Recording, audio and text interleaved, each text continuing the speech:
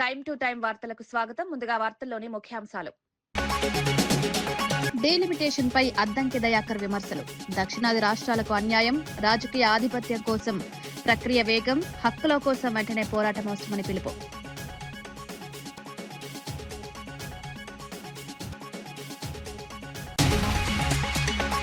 జువ్వల దిన్నె పర్యటనపై కాకాని స్పందన. మత్స్యకారుల భారీ హాజరుతో కార్యక్రమం విజయవంతం.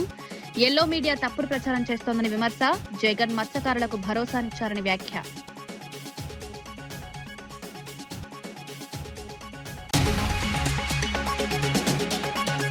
సత్యవేడు టీడీపీలో అంతర్గత విభేదాలు. ఎమ్మెల్యే కుమారుడు సుమన్ సంచలన సవాల్. ఖర్చు డబ్బు చేస్తే రాజీనామా చేస్తారని వ్యాఖ్య. పార్టీలో కుట్రలు జరుగుతున్నాయని ఆరోపణ.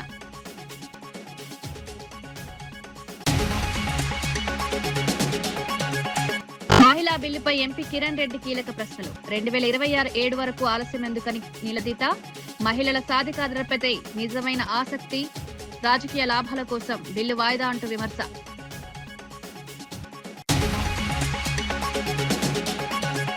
కూటమి ప్రభుత్వంపై చంద్రశేఖర్ రెడ్డి ఘాటు విమర్శలు. జగన్ పనులను నిర్వీర్యం చేస్తున్నారని ఆరోపణ. హార్బర్ భూమి ప్రైవేటుకి ఇవ్వడం అన్యాయం, రాష్ట్రంలో అవినీతి పెరిగిందని తీవ్ర వ్యాఖ్యలు.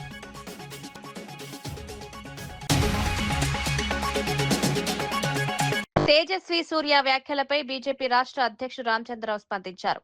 తెలంగాణను పాకిస్తాన్తో పోల్చలేదని స్పష్టం చేశారు. భారత్ పాకిస్తాన్ విభజన సమయంలో జరిగిన హింసను మాత్రమే ప్రస్తావించారన్నారు. బీఆర్ఎస్ నేతలు రాజకీయ లాభం కోసం వ్యాఖ్యలను వక్రీకరిస్తున్నారని ఆరోపించారు. అసలు విషయాన్ని తప్పుగా ప్రజల్లో ప్రచారం చేస్తున్నారని విమర్శించారు.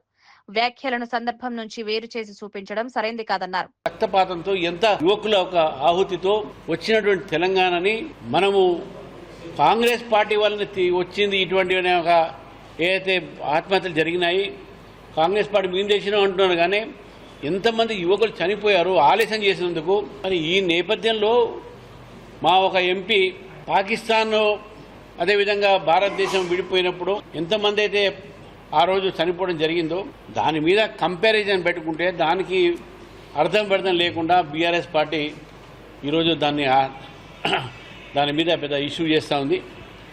వారు మాట్లాడే ఈ నేపథ్యంలో మాట్లాడారు. ఇది ఆలోచించాల్సిన అవసరం ఉంది. వాళ్ళు ఏదో మాట్లాడగానే పట్టుకునే దానికి కోతికి కొబ్బరి చోకినట్టు ఏదో మాట్లాడుతూ పోతున్నారు. తెలంగాణలో మేము తెలంగాణ ఉద్యమంలో భారతీయ జనతా పార్టీ కూడా జేఏసీలో భాగం. భారతీయ జనతా పార్టీ లేకుంటే తెలంగాణ వచ్చేదా?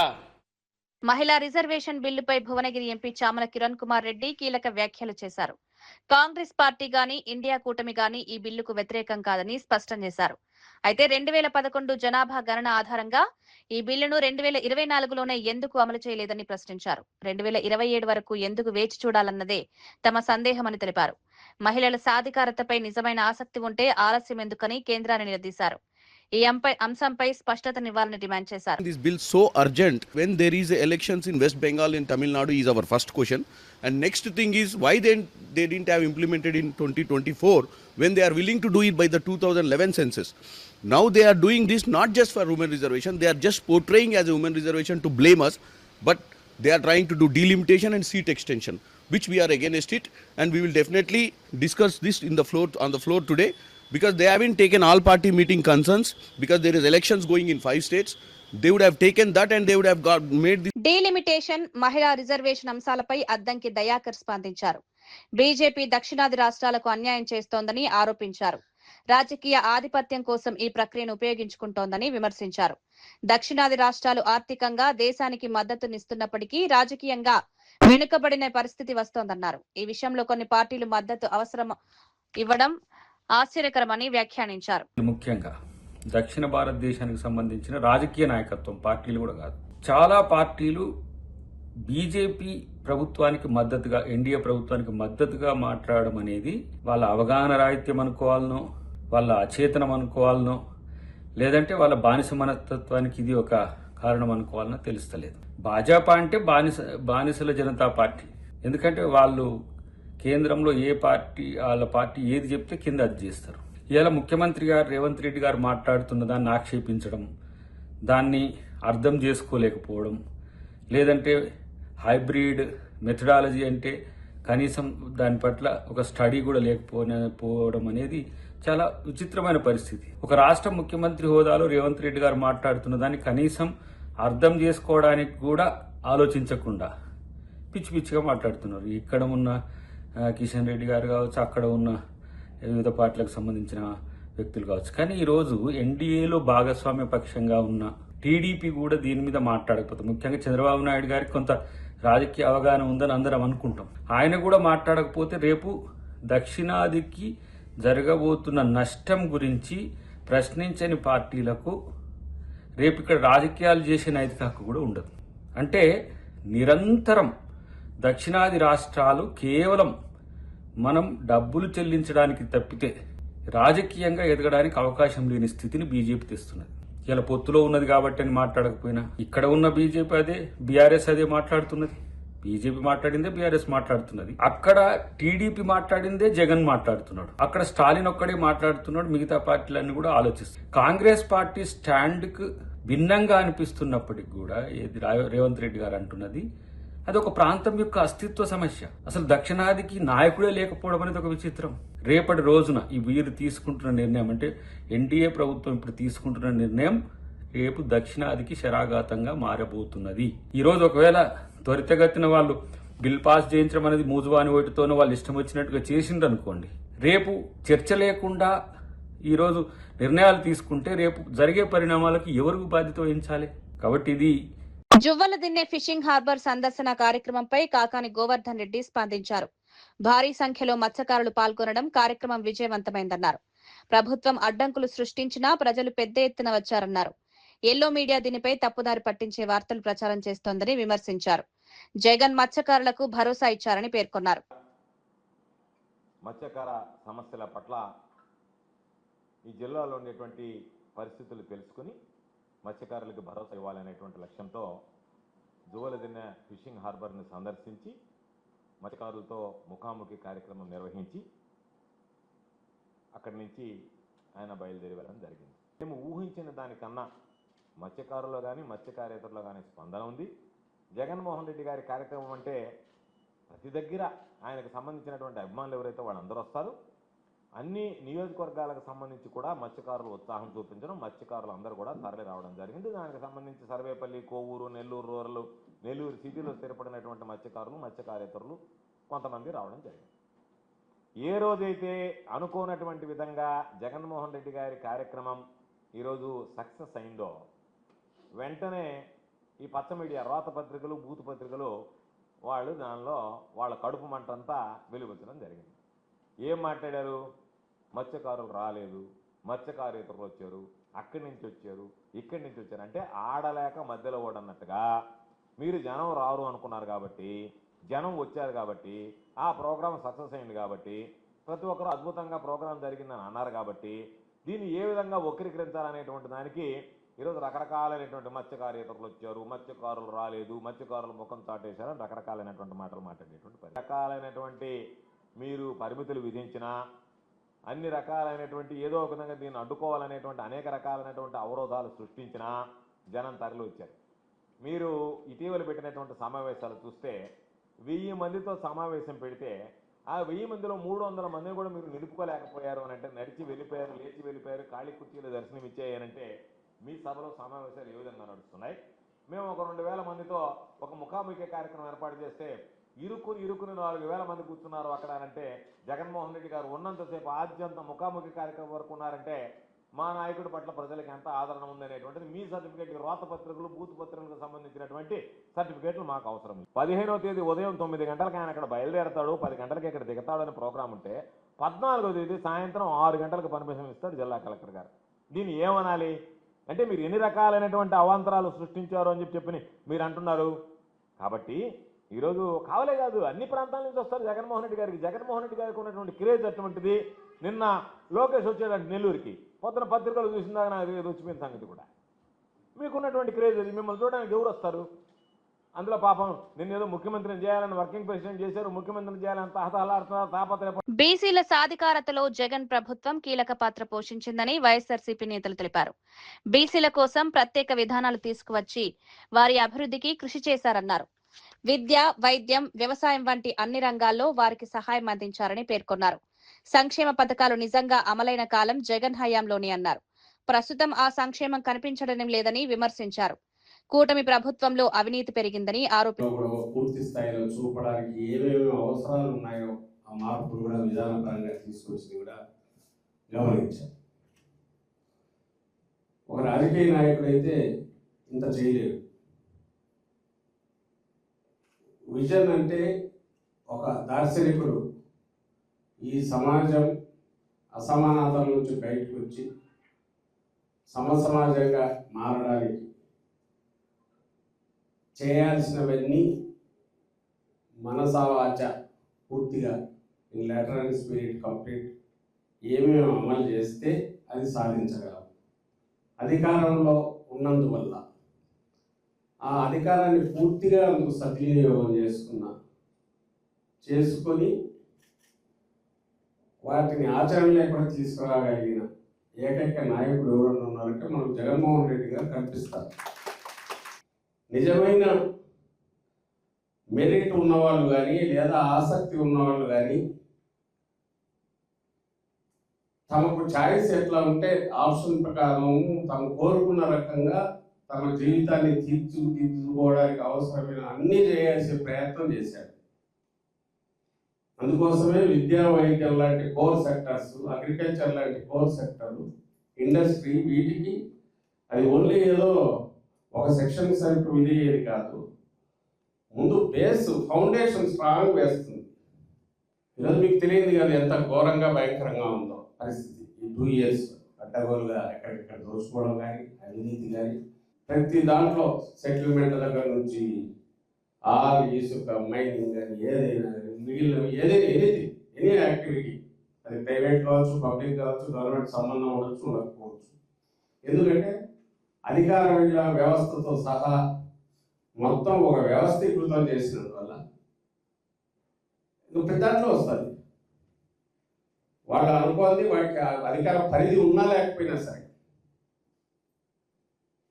అది లిక్కర్కి సంబంధిస్తే బెల్ట్ షాపులు ఆక్షన్, వాటిలో ఇది కావచ్చు, ఇంప్లిమెంటేషన్ కావచ్చు, ఏది తాగాలని డిసైడ్ చేయడం కావచ్చు.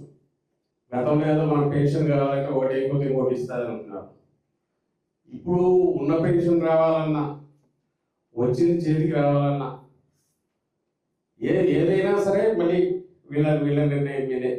ఎవరైతే పార్టీ తెలుగుదేశం పార్టీ కార్యకర్తలు కావచ్చు, ఆ కార్యకర్తలుగా పిలువబడే వాళ్ళు కావచ్చు, వాళ్ళ ప్రమేయం లేదు, అది జరగట్లా.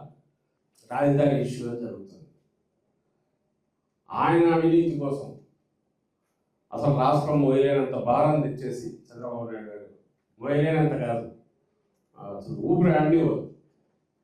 దాని మీద ఒక భ్రాంతి క్రియేట్ చేసి ఈ రాజధాని సరే సర్వం ఇదైపోతుంది, దాన్ని వ్యతిరేకించే వాళ్ళు అందరూ ఏదో దేశద్రోహులు అన్నట్టు ఒక ఇమేజ్ క్రియేట్ చేసినలాగా ప్రయత్నం చేసి ఇప్పటికీ ఫస్ట్ టైం దాన్ని బ్రేక్ చేయగలిగాం. ఇప్పుడు కొంత రిజిస్టర్ అవుతుంది. జగన్మోహన్ రెడ్డి గారు ఎప్పుడైతే అది ఆచరణ సాధ్యంగా దగ్గర ఎట్లా పెడతావు, ప్లస్ అప్పుల భారం ఎట్లా వస్తారు, ఇది ఇక్కడ రెడీగా ఉంది కదా నేను తీసుకొచ్చాను. ఇప్పుడు జనంలో డిస్కషన్ మొదలైంది. అది నగరము రాదు, అసలు రాజధాని అనేది రాదు, మొత్తం అది లిటరల్గా నీళ్ళు ఎత్తిపోతల పథకం, ఆ నీళ్ళ ఎత్తిపోతల పథకంలో డబ్బు ఎత్తిపోతల పథకం. సో అది నిరంతర ప్రక్రియ, నిరంతర ఎత్తిపోతల. దానికి ఆయన ఒకటి ఏర్పాటు చేసుకునే సిస్టమ్. మరి ఎన్ని దశాబ్దాలు తన కుటుంబం ఉంటుంది అనుకున్నాడో వాళ్ళందరూ అడుగుతాను కూడా తెలియదు. కానీ దానికి చేసి దాన్ని రాష్ట్రం అంతా దాన్ని నమ్మమంటున్నాడు. ఇప్పటికే 55,000 కోట్లు 59,000 కోట్లు కాంట్రాక్ట్ ఫైనలైజ్ చేసినాడు, ఇచ్చేసినాడు. కమిషన్ కూడా అయిపోయినట్టుంది. ఎందుకంటే మొబిలైజేషన్ అడ్వాన్స్ ముందు ఇచ్చినారు. ఇప్పుడు ఖర్చు పెట్టింది మొబిలైజేషన్ అడ్వాన్స్ 6,000 కోట్లు ఇంకా చిల్లర. ఫస్ట్ మొబిలైజేషన్ అడ్వాన్స్ కాంట్రాక్ట్కి ఇచ్చారు, వీళ్ళకి రావాల్సింది వచ్చింటుంది. ఇంకా వాటి చేస్తాడు, దాని అనుకుంటే అట్లే పెరుగుతుంది, లేదా ఆగిపోతుంది. ఆయన పోయింది ఇక్కడ పెట్టిన దాంట్లో రావాల్సినవి వస్తుంటాయి. పెట్టలేకపోతే అప్పు పుట్టకపోతే పెరగదు, అది కన్స్ట్రక్షన్ జరగదు. 52 లక్షల ఎస్ఎఫ్టీ అదేదో వాటికి ఏది మన సెక్రటరియట్ అంటాడు, ఇంకోటి ఏదో 20 లక్షల ఎస్ఎఫ్టీ అంటున్నాడు. ఆయన ఇష్టం చూపిస్తున్నాడు. దాని గురించి మనకి ఎక్స్ప్లెనేషన్ ఎవరికి స్టేట్. కూటమి ప్రభుత్వంపై ఎమ్మెల్సీ పర్వతరెడ్డి చంద్రశేఖర్ రెడ్డి తీవ్ర విమర్శలు చేశారు. జగన్ చేసిన మంచి పనులను నిర్వీర్యం చేయడమే ప్రభుత్వ లక్ష్యమని ఆరోపించారు. మత్స్యకారుల హార్బర్ భూమిని ప్రైవేట్ కంపెనీకి ఇవ్వడం అన్యాయమన్నారు. తమ ప్రభుత్వం వస్తే మత్స్యకారులకు న్యాయం చేస్తామని హామీ ఇచ్చారు. ముఖ్యమంత్రి కుటుంబ సభ్యులు కూడా అక్రమాల్లో పాలు పంచుకుంటున్నారని ఆరోపించారు. రాష్ట్రంలో అవినీతి పెరిగిపోయిందని విమర్శించారు. ప్రజలకు ఇచ్చిన హామీలను అమలు చేయడంలో ప్రభుత్వం విఫలమైందన్నారు. ఈ జువలదిన్ హార్బర్లో కూడా అక్కడ ఉన్నటువంటి ఫిషింగ్ హార్బర్కి అప్పగించినటువంటి ల్యాండ్ని ఏదైతే మత్స్యకారులకు ఉపయోగపడాల్సినటువంటి ల్యాండ్లో ఒక ప్రైవేట్ ఏజెన్సీకి సంబంధించి అక్కడ కొంత ల్యాండ్ని ఇచ్చి వాళ్ళకు ఒక కంపెనీని పెట్టుకోమని చెప్పి, అది కూడా డిఫెన్స్ అకాడమీని పెట్టుకోమని చెప్పి చెప్పడం కూడా జరిగింది. అందరికీ తెలుసు ఆ ప్రైవేట్ ఏజెన్సీ వాళ్ళు డిఫెన్స్ అకాడమీ కనుక పెట్టుకుంటే అక్కడ వాళ్ళు పెట్టేటువంటి రెస్ట్రిక్షన్స్ కానీ కండిషన్స్ కానీ ఏమాత్రం కూడా కనీసం ఆ మత్స్యకారులు కూడా అక్కడికి వెళ్ళాలంటే కూడా ఫ్రీగా వెళ్ళలేనటువంటి పరిస్థితి ఉంటుంది. అటువంటి పరిస్థితుల్లో వారి చేతుల్లో ఆ ల్యాండ్ని అంతా కూడా అప్పగించడానికి వ్యతిరేకంగా ఇవ్వండి. చాలా ల్యాండ్స్ ఉన్నాయి అక్కడి నుంచి సుమారుగా మైపాడు దాకా కూడా చాలా ల్యాండ్స్ కూడా ఉన్నాయి. రెండు పక్కల కూడా ల్యాండ్స్ ఉన్నాయి, వాటిని ఇచ్చుకోవచ్చు. కేవలం మత్స్యకారులకు ఇచ్చినటువంటి ఆ ఫిషింగ్ హార్బర్ ల్యాండ్లోనే వీళ్ళకి ఈ ప్రైవేట్ ఏజెన్సీకి ఇవ్వాల్సినటువంటి అవసరం ఏమొచ్చిందన్నది జగన్మోహన్ రెడ్డి గారి ఆలోచన. ఆ విధంగానే నిన్న వారితో మాట్లాడడం జరిగింది. వారికి తప్పకుండా రాబోయే ప్రభుత్వంలో కూడా భరోసాని ఇచ్చేలాగా మాట్లాడడం జరిగింది. అయితే ఇక్కడ రెండో పాయింట్ కూడా ఏంటంటే, ఈ మత్స్యకారుల మీద ఎంత కక్ష ఉందంటే ఎవరైనా కూడా ఆలోచిస్తారు. ప్రభుత్వం చేయాల్సినటువంటి పనిని మత్స్యకారులు చేయడం కూడా జరిగింది. ఎందుకంటే ఇతర రాష్ట్రాల్లో ఉన్నటువంటి మత్స్యకారులు మన ఏరియాలోకి వచ్చి, మన ప్రాంతంలోకి వచ్చి వారు చేపలు పట్టుకుంటున్నటువంటి పరిస్థితుల్లో అనేక సందర్భాల్లో వాళ్ళు మొరపెట్టుకొని పోలీసులను కానీ అందరినీ కూడా ఆశ్రయించడం జరిగింది. చివరికి విసిగి వేసారి వాళ్ళే ప్రాణాలకు తెగించి ఆ ఇతర రాష్ట్రాల్లో ఉన్నటువంటి బోట్ని పట్టుకొని వచ్చి వాటన్నిటిని కూడా అక్కడ కట్టేయడం కానీ వాటికి సంబంధించి ఎఫ్ఐఆర్ కూడా చేయించడం కూడా జరిగింది. ఇక్కడ మీరు ఆలోచించాలా, ఈ పనిని ఎవరు చేయాలా? ప్రభుత్వాలు చేయాలా? పోలీసులు చేయాలా?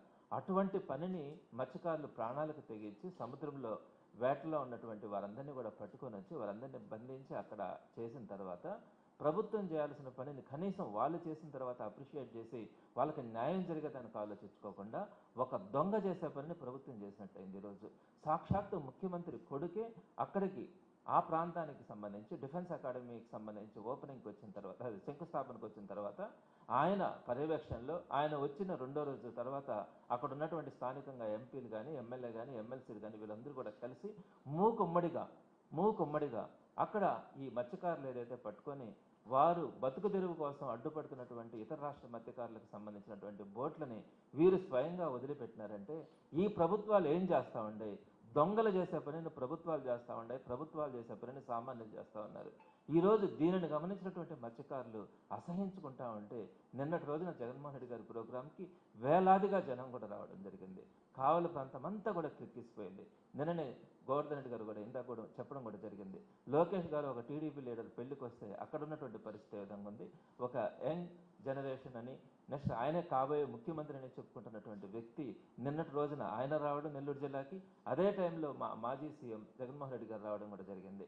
ఎక్కడో ఒక ఎండల్లో ఒక సీకి దగ్గరగా అక్కడ ఉన్నటువంటి విపరీతమైనటువంటి ఎండల్లో కూడా లెక్క చేయకుండా జిల్లాలో ఉన్నటువంటి మత్స్యకారులు కానీ సానుభూతి పరులు కానీ వారందరూ కూడా జగన్మోహన్ రెడ్డి గారికి వేలాదిగా వచ్చి నిన్న ఆయన పర్యటనని ఎంత విజయవంతం చేసినారన్నది ఈరోజు అర్థమవుతుంది.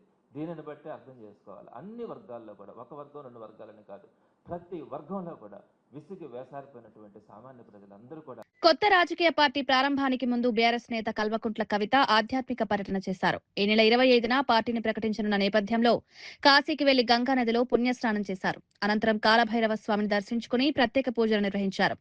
ఈ పర్యటన ఆమె రాజకీయ ప్రయాణానికి ఆధ్యాత్మిక బలమివ్వాలనే ఉద్దేశంతో జరిగినట్లు తెలుస్తోంది. కొత్త పార్టీ ద్వారా తెలంగాణ రాజకీయాల్లో కీల మార్పులు తీసుకురావాలని కవిత భావిస్తున్నట్లు సమాచారం. ఇప్పటికే ఈ నిర్ణయం రాజకీయ వర్గాల్లో చర్చనీయాంశంగా మారింది. కవిత తీసుకునే తదుపరి నిర్ణయాలు ఎలా ఉంటాయన్న దానిపై ఆసక్తి నెలకొంది.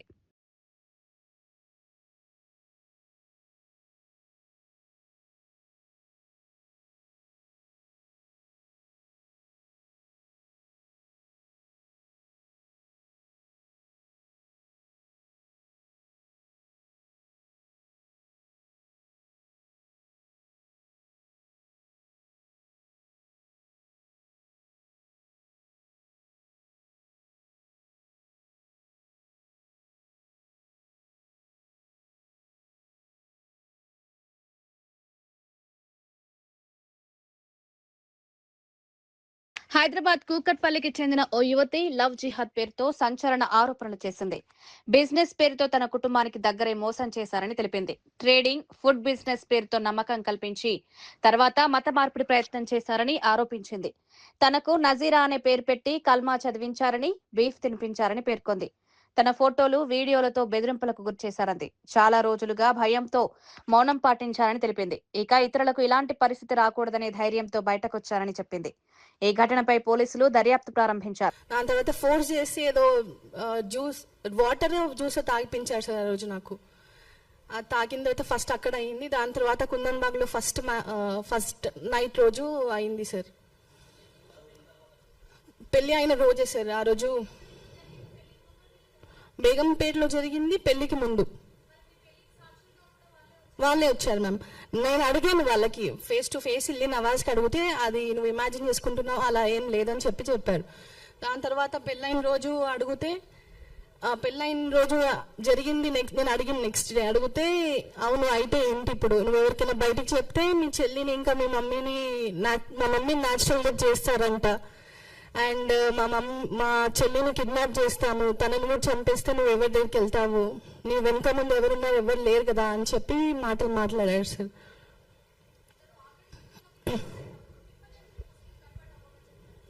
అదొక ప్లాన్ నాకు తర్వాత రీసెంట్గా మ్యామ్ వాళ్ళని కలిసి సార్ వాళ్ళని కలిసిన తర్వాత అదొక ప్లాన్ అని చెప్పి నాకు అర్థమైంది.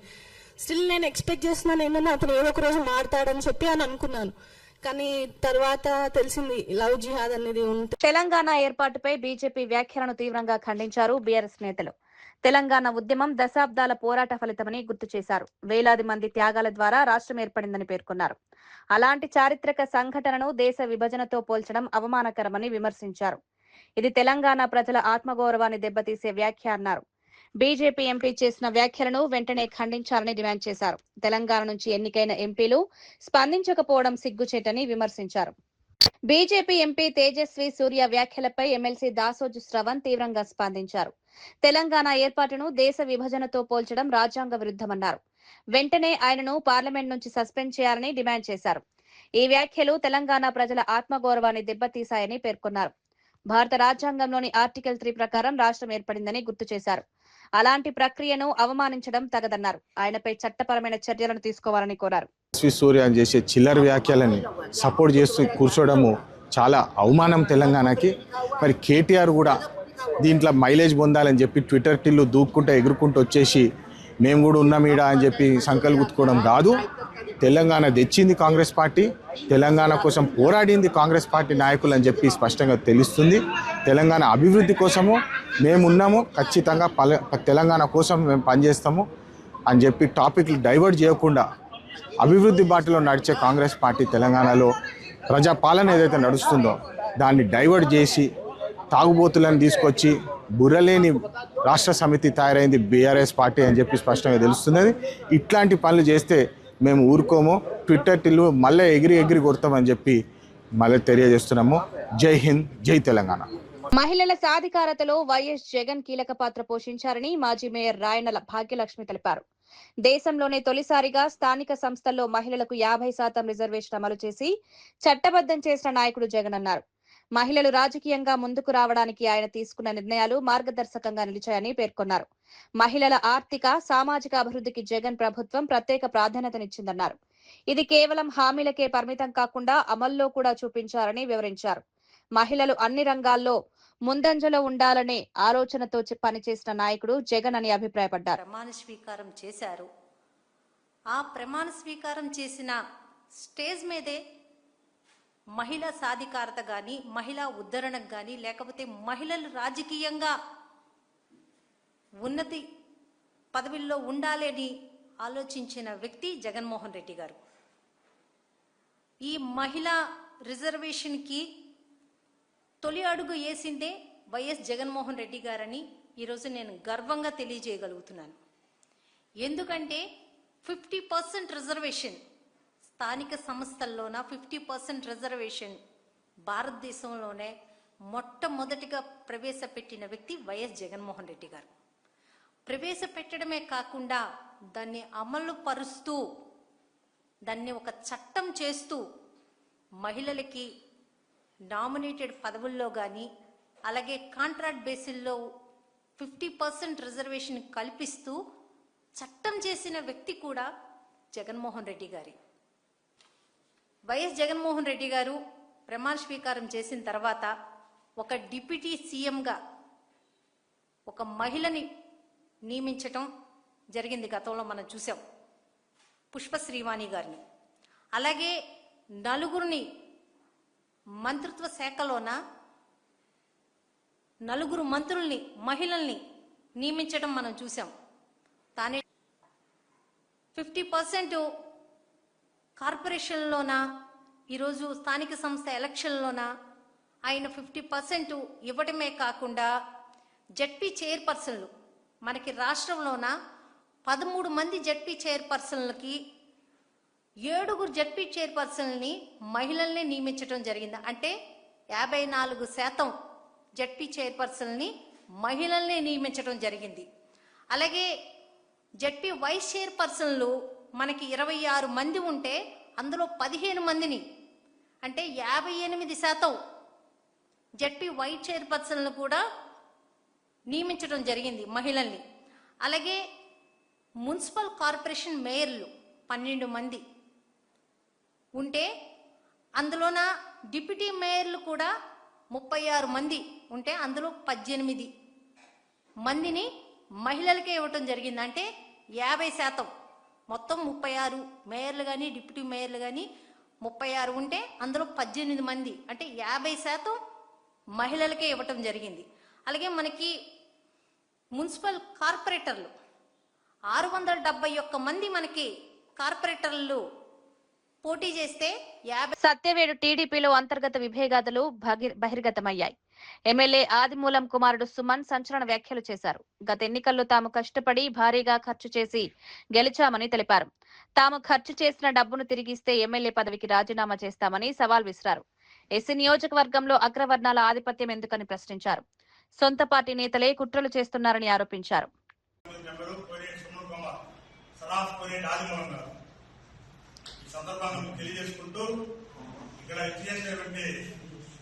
ముఖ్యమైన అంశాలు మాత్రం 6 పాయింట్ చెప్తాను. నాన్నగారు ఎమ్మెల్యే టికెట్ రాకముందు గంగాప్రసాద్ సారు పెద్ద ఆయన గారి ఆదేశాల మేరకు చంద్రబాబు సార్ గారిని లోకేష్ సార్ గారిని రావడం జరిగింది. టికెట్ అడగకుండే గంగాప్రసాద్ గారు టికెట్ తీర్చారు. గంగాప్రసాద్ సార్ గారికి పాదాభివందనాలు, చంద్రబాబు సార్ గారికి లోకేష్ గారికి నమస్కారాలు. ఆ నాన్నగారు ఆరోగ్యం పాలైనప్పుడు పవన్ కళ్యాణ్ సార్ గారు ఫోన్ చేసి ఆరోగ్య పరిస్థితి గురించి విచారించడం జరిగింది. పవన్ కళ్యాణ్ సార్ గారికి పాదాభివందనాలు, బీజేపీ పార్టీ కుటుంబ సభ్యులకు పాదాభివందనాలు. నియోజకవర్గంలో నాన్నగారికి ఓటేసినటువంటి ఓటర్స్ మహాశయులకి, నాన్నగారి అభిమానులకి, దాదాపు రాజకీయ అభిమానులు 30 నుంచి 40 వేల ఓటర్స్ తో వ్యక్తిగతంగా ఆదిమూలం ఇచ్చిన వ్యక్తిపైన అభిమానంతో 40 వేల ఓట్లు పోలైంది. టీఆర్ఎస్ పార్టీ తరఫున 30,000 ఓట్లు పోలైంది.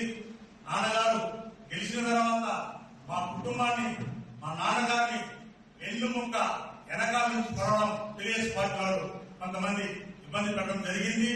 అదేవిధంగా మా యొక్క ఆర్థిక పరంగా మేము కష్టపడి అప్పు తీర్చుకొని గంగాప్రసాద్తో మాట్లాడుకొని ఖర్చు చేసినటువంటి అమౌంట్ ఎంతని. వార్తలు ముగించే ముందు ముఖ్యాంశాలు మరోసారి. డీలిమిటేషన్ పై అద్దంకి దయాకర్ విమర్శలు. దక్షిణాది రాష్ట్రాలకు అన్యాయం, రాజకీయ ఆధిపత్యం కోసం ప్రక్రియ వేగం, హక్కుల కోసం వెంటనే పోరాటం అవసరమని పిలుపు.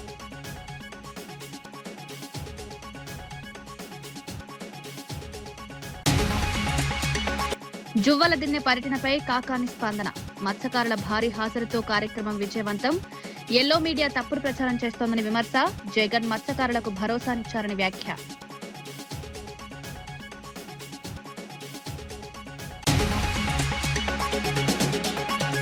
సత్యవేడు టీడీపీలో అంతర్గత విభేదాలు.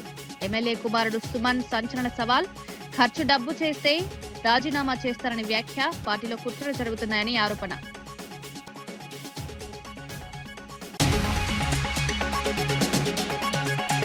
మహిళా బిల్లుపై ఎంపీ కిరణ్ రెడ్డి కీలక ప్రశ్నలు. 2026 వరకు ఆలస్యం ఎందుకని నిలదీత. మహిళల సాధికారతపై నిజమైన ఆసక్తి రాజకీయ లాభాల కోసం బిల్లు వాయిదా అంటూ విమర్శ.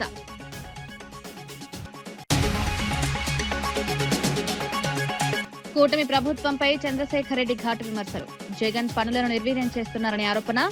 హార్బర్ భూమి ప్రైవేటుకి ఇవ్వడం అన్యాయం. రాష్ట్రంలో అవినీతి పెరిగిందని తీవ్ర వ్యాఖ్యలు.